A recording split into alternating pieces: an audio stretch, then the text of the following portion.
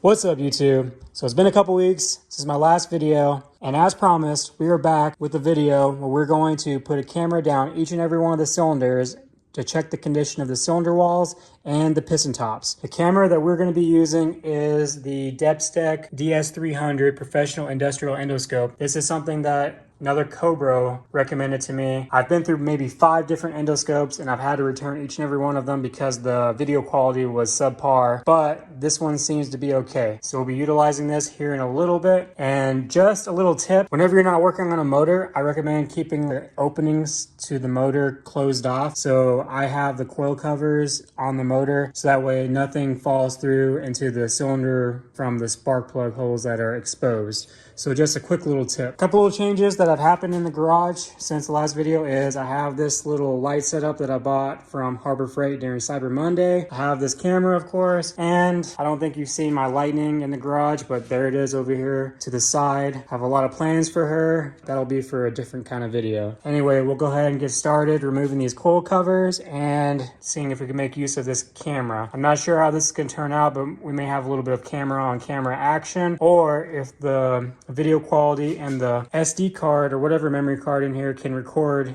me talking and looking down the cylinder walls, we may utilize that instead. We will see what ends up happening. Okay, so this is going to be a little tricky. I have the endoscope turned on. I have the end of the camera straightened out so we can hook right into the first cylinder. And I guess we'll hit this button to record.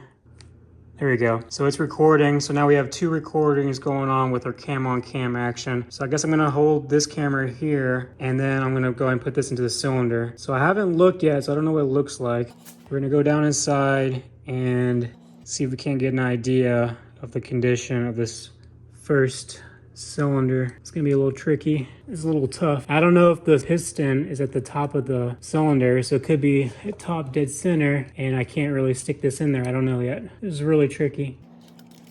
Here we go. Okay, so it's kind of hard to see. Okay, here we go. So from what I can see, that piston top looks freaking clean. Like, what the heck? I mean, that's a good thing, but it looks so clean that it makes me wonder, was this motor rebuilt at one time? So not that I'm complaining, but yeah, that thing looks super clean. Huh.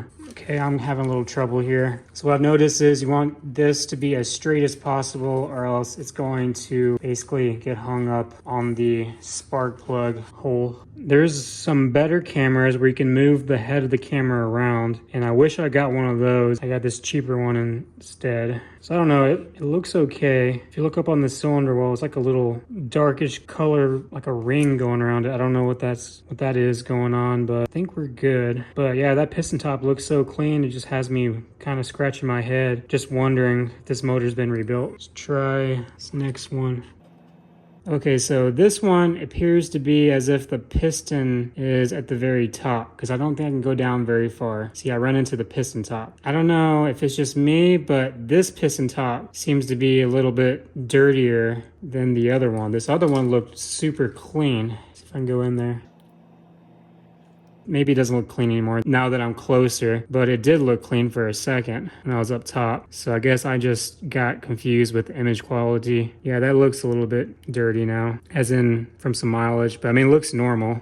I don't think there's any signs of detonation or pitting. Well, I can't really tell if there's any pitting, but trying to get a good camera angle. I'm not too concerned. It looks okay. Yeah, so go ahead and go in the 3rd cylinder. Yeah, this camera kind of sucks. I mean, it's just like any other endoscope, but I should have got one of the nicer ones where you can move the head of it around. I think it's called oscillating endoscope, I think. Someone correct me if I'm wrong. Cylinder wall looks okay from at least this angle. And then the piston top, well, it looks probably similar to the other ones. The main thing we're looking for is to make sure that, you know, there's no chunks of the piston top that are missing, no extreme pitting, things like that. But of course, with good compression numbers from the compression test that we performed, I don't expect to see anything out of the ordinary. And really, I'm just doing this just because why not make a video out of it? And also out of my own curiosity, what does it look like? I'm gonna say that me looking directly at the endoscope camera, I can see a lot better image quality than I can looking at my phone, looking at the camera. So I just realized that.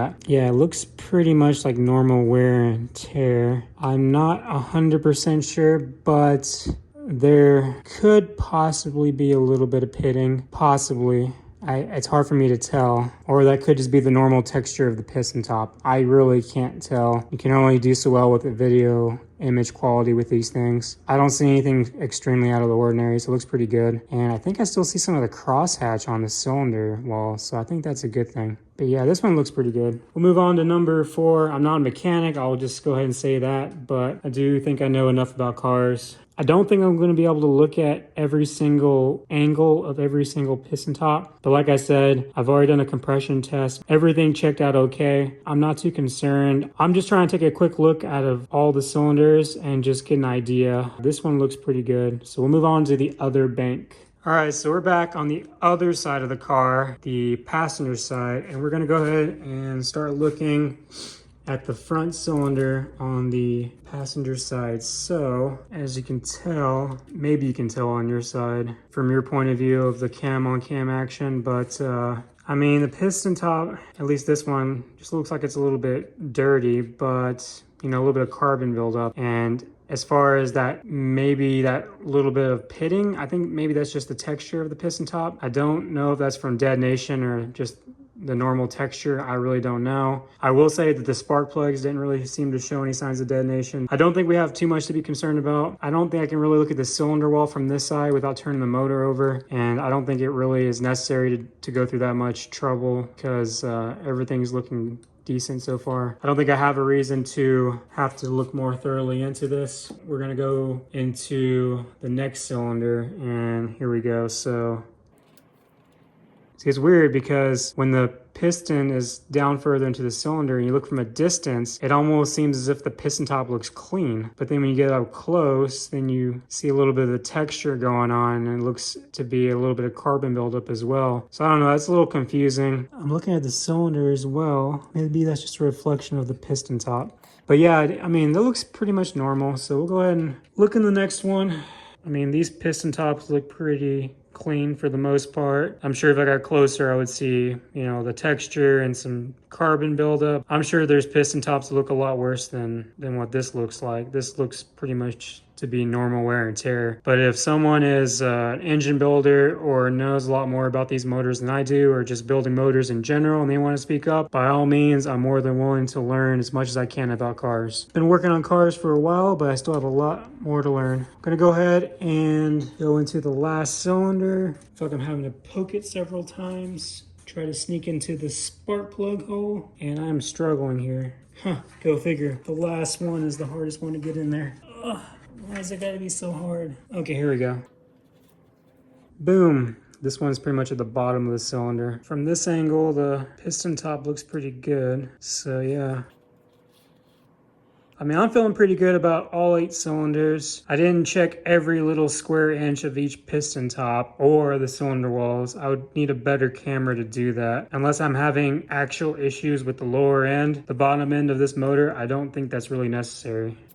Okay, so that was a relatively quick video on sticking an endoscope down each and every one of the cylinder walls of this motor. For the most part, the cylinder walls and the piston tops looked pretty good overall. I will say that I have a couple more troubleshooting steps that I want to take on this motor just to make sure everything's good to go. Someone mentioned in the previous video of this car that they were concerned that the rattling and tapping noise could possibly be a rod bearing. I don't think that's the case because it sounds to be on the top end of the motor. Not to mention there's paperwork from a mechanic shop that basically says that basically there's lifter problem going on at the top of the motor. But I don't want to completely disregard that as a possibility. A couple steps I think I'm going to perform just to kind of troubleshoot it further is I will most likely put this motor together because there's not much to put together to get it running again. And what I'll probably do is I will go ahead and as a temporary troubleshooting step, I will take the supercharger belt off, but leave the accessory belt bolted on. And the reason for doing that is I've read about people that had their supercharger making a rattling tapping noise, and so I just want to completely make sure that it's the valve train and not maybe the supercharger making the noise. So I just wanted to know, of course, if I remove this belt and just run it temporarily and I'm still making the tapping noise, then that'll quickly tell me that the supercharger is good to go. So that's one step I want to do. I'm pretty sure it's going to be a lifter. It's called a lash adjuster, but some people call it a lifter. But I will take a couple more steps to just confirm that. So that'll be one thing I do. And then the other thing I would like to do is I would like to drain the motor oil and just verify that there's no, I don't know, shavings or anything out of the ordinary. But after draining the oil, because I have some leftover oil that the owner gave me, which I don't like using this oil, but just for now, I'll probably just drain the oil from the motor, just make sure it looks good, put this oil into the motor just to replace it, and that'll be temporary for now. And we're not really going to be running the car hard anyway, but I'd rather use 5W30 instead of 5W20, but this is synthetic, which is good. So I'm glad that the previous owner used synthetic. If you're going to use 5W20 on these motors, it has to be synthetic. It can't be conventional. And that's the mistake I made with my Lightning, is I was using conventional 5W20. So that was on me. Even with synthetic, you should be using 5W30, not 5W20, because the oil is so thin and it just doesn't have the properties that 5W30 has as far as protecting the motor, especially in like hotter climates or if you're racing the motor or things like that. It's better to use 5W30. Just a couple of steps I wanted to take to make sure that we can narrow down our possibilities of what's wrong with the motor. So one of them, I want to check and see what's going on with the blower and make sure that the blower is healthy and good to go, and then also check the motor oil. So that will be coming up in a future video,